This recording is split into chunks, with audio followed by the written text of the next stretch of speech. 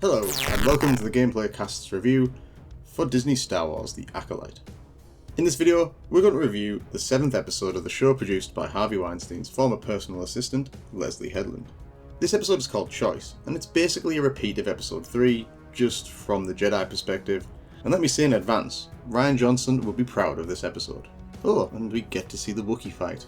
Yay, I suppose.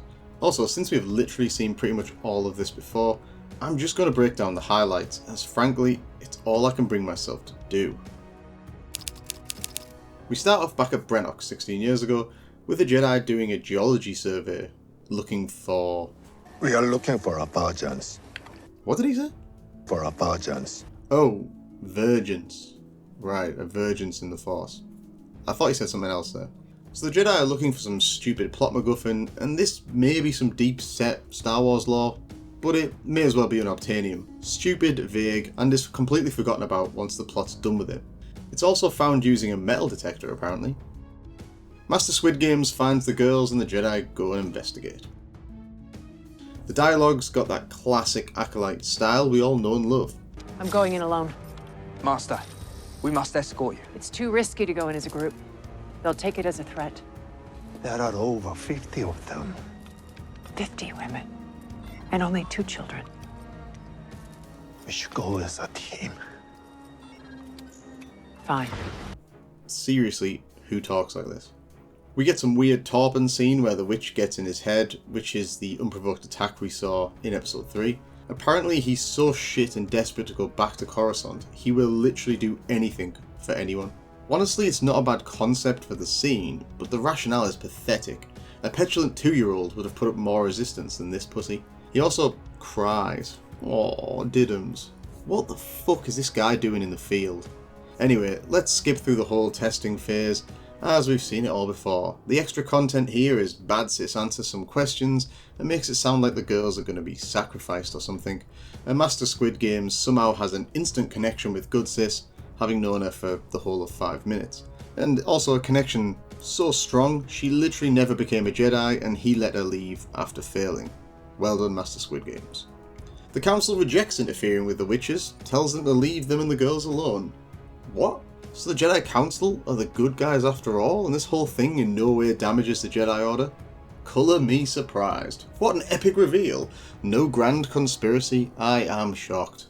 What we do get is some mentally unhinged Padawan going rogue to get back to Coruscant. His behaviour is like a drug addict in need of his next hit. It's just not Jedi-like at all. Not even a youngling would act like this. So he steals a bike and heads off to abduct the girls 1 versus 50. This is especially retarded, since when he meets proud lesbian Mama 1, he literally shits himself. Say again, folks. What the actual fuck?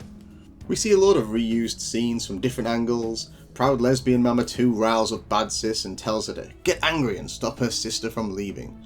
So for no apparent reason, in front of a ton of adults, she just smashes the lift controls. Because obviously that would then disable the controls at the bottom of the lift too, and also means someone has to go and fix it later.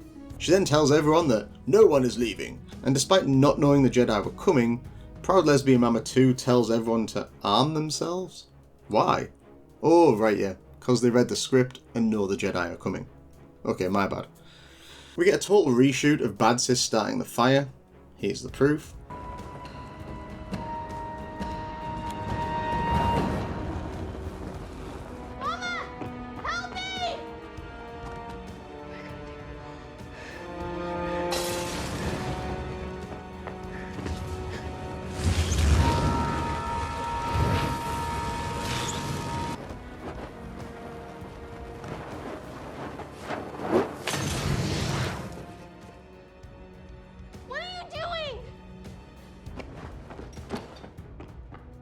Rian Johnson would be proud. Now some people may think this is clever filming, but you would be mistaken. It's lazy unintelligent crap and I really hate it. The reveal in Glass Onion was ridiculous and totally stupid. Actually intelligent writing and shooting should allow the viewer to basically see exactly what has happened and see the clues so that when the reveal happens, they are like, ah shit, that all makes sense. Not this, where it was impossible to see or know because it literally didn't happen like this because we didn't show you. Fuck off with this stupid crap. We get a brief lesbian breakup scene, typical. It is your destiny. And then the grand reveal.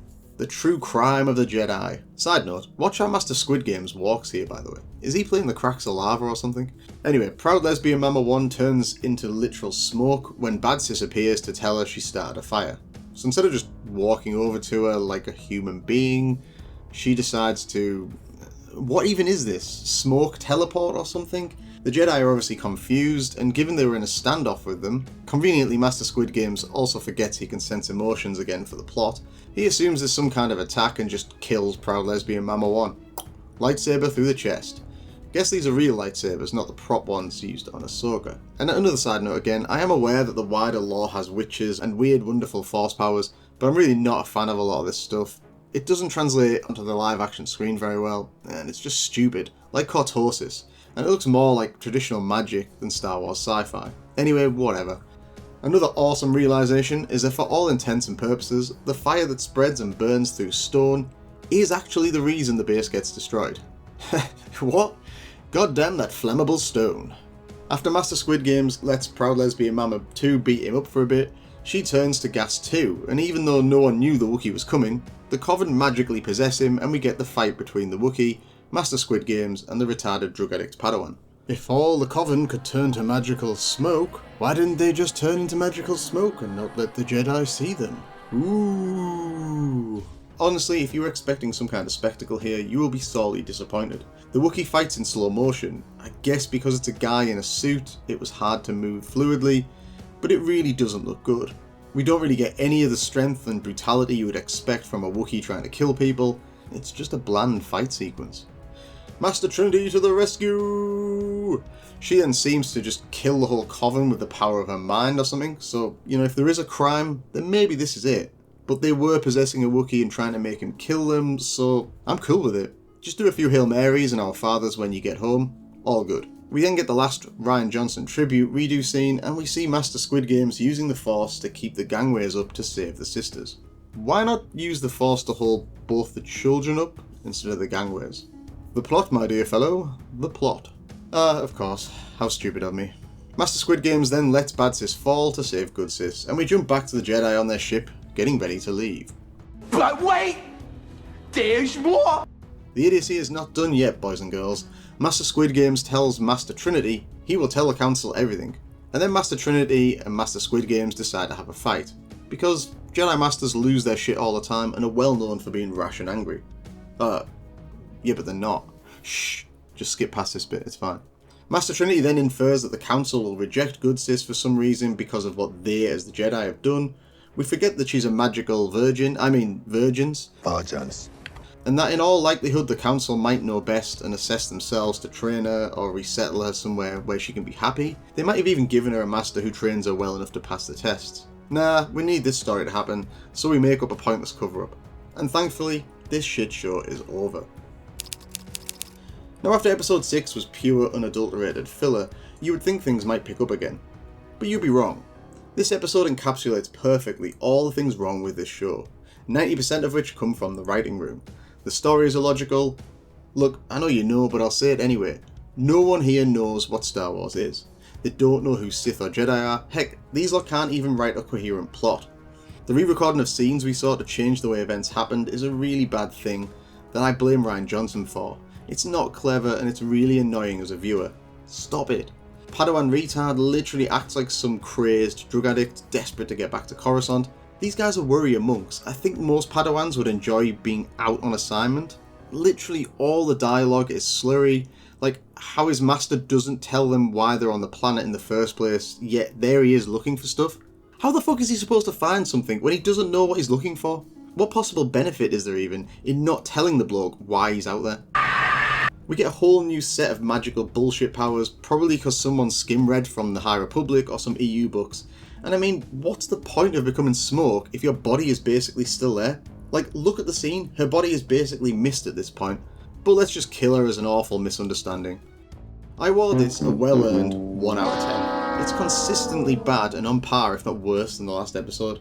There is no super meaningful crime the Jedi committed. The show in no way paints the Jedi Order as being bad. It's just a rogue Padawan, bullshit force powers, a misunderstanding and a fire-burning stone, all topped off with bad writing and atrocious dialogue, but I'm sure the finale will fix everything.